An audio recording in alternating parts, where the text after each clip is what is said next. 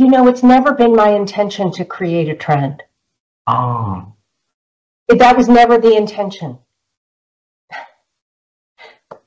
That's maybe the luck part. And I don't know if it's even a skill, huh?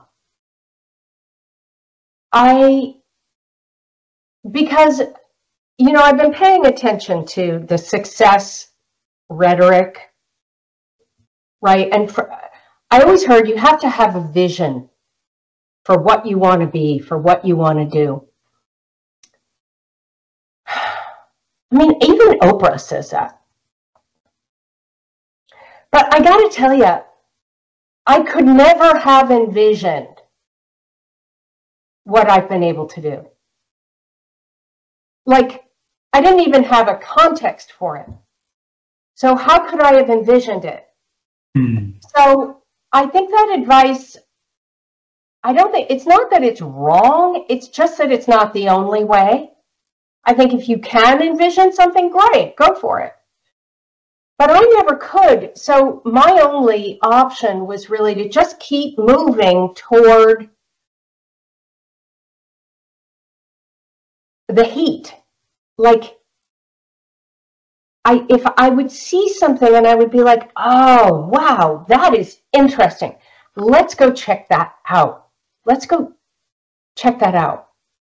And then, and I would get there and I would see everything and I'd be like, oh, what's the next? Oh, okay, look at that. Okay, that's interesting. Let's move toward that. So I think it's more just the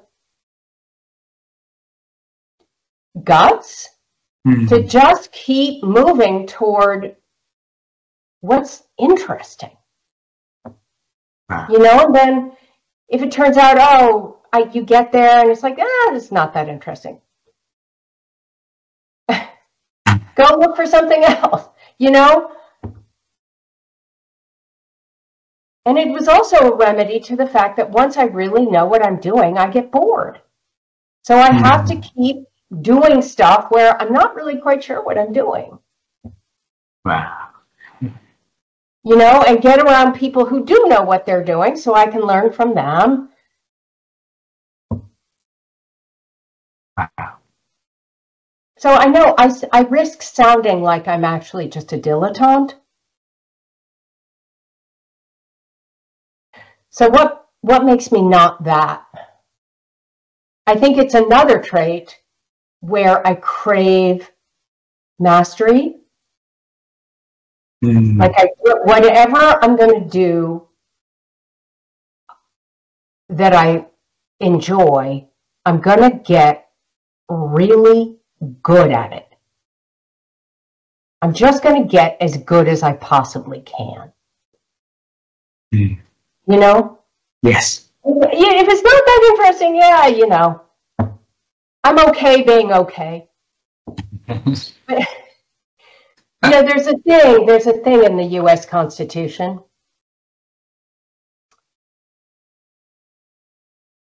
that talks about the pursuit of happiness.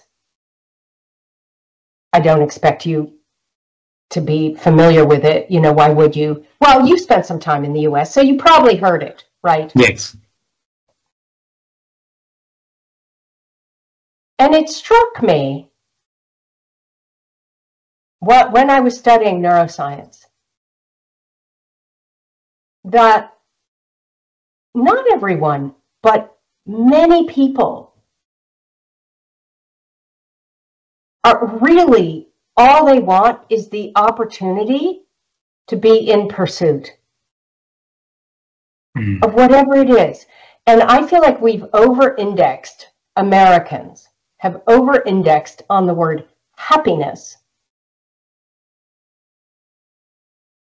And the really important word in there is pursuit.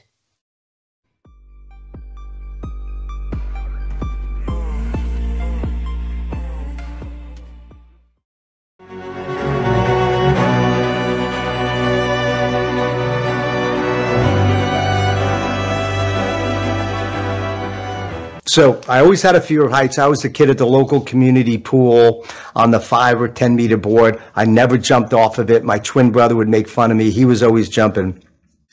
So when I went to the Air Force Academy, in order to graduate the academy, you had to jump off this 10 meter board, 33 feet high diving board. And it was during swim class. I think it was either the end of freshman year or my sophomore year. And it was part of water survival training. You had to jump off that diving board, swim underneath this little simulated canal area, and then come out the other side.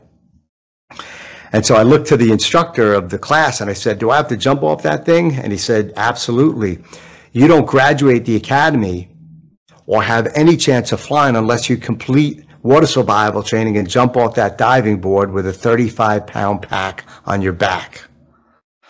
And so I was thinking to myself, this wasn't in that marketing catalog, right?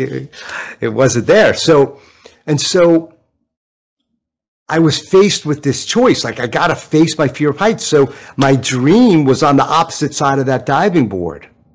My dream was in the water. I couldn't stay up there and achieve my dreams. So I had to take that leap of faith. I had to jump. I had to step out of my comfort zone. And it wasn't as hard as I thought it would be. And normally our fears are normally, that's the case, right? It's normally not that hard. And so I jumped, and then I remember getting out of the water and climbing up the ladder and jumping again and doing it 2 or 3 more times just to get it out of my system. And it was my first confrontation of really facing a massive fear that I had and understanding that it wasn't as tough as I thought it was, but also how you have to elevate that passion over your fear and to tap in to that dream. And many of us either have this dream, or we don't have clarity on that dream, or we give up when that diving board, that 33 feet leap, hits us. And your decision to make that leap is going to determine your future. And so many times, and you're married. Do you have children? I'm sorry. Do you have children? Or 3, yeah. Three children. How old are your kids?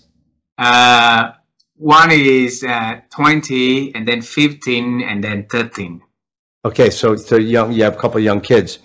Now, like, if you were afraid of heights, I don't know if you're afraid of heights, but if your kids were in the water screaming, "Daddy, Daddy, help me," you wouldn't care. Like, if it was 33 feet, 66 feet, you would jump. And most people who are massively afraid of heights would jump if their children or their loved ones, somebody who needed them, was in the water screaming, "Help me." And so more often than not, when we have a passion and a goal and we're faced with a headwind, a missile, a diving board, this fear, we have to tap in to what it is that we love. What is that goal that we love? What is that dream that we love? What is it that the human, the child that we love? What are we willing to sacrifice in order to save or accomplish our goals? And many times in life, people who are peak performers, we forget about what it is that we love. We forget about the challenge, the goal, the dream, the growth, the people that we're impacting, the love, the service. And when fear comes, we don't build up the resilience to take that leap and to face our fears. So many times we have to remind ourselves what it is, not just what we fight for, but what we love for. You know, you've heard the expression, what keeps you up at night? Hey, what's keeping you up at night, huh? Right? That's a very common business question. Have you ever heard that expression? Yes. Yeah. So what's keeping you up? You know, but I think it's not what keeps us up at night that matters. It's what gets us out of bed. What keeps us up at night is fear-based. It's anxiety-provoking. It's the 33 feet high diving board. It's the fear, and it holds us back. What gets us out of bed is exhilarating. It's inspirational. It's aspirational. It doesn't promote fear. It incites courage. And it's only happens when you're tapped into what it is that you love, that cockpit, the plane, the dream, the child that loves you, your spouse, your future, your goal of opening your business, closing your first sale. Whatever that is, you got to tap into that and stay focused on that and be focused on that instead of the fear, and it'll help you overcome your fears. So my fear of heights, and then eventually claustrophobia.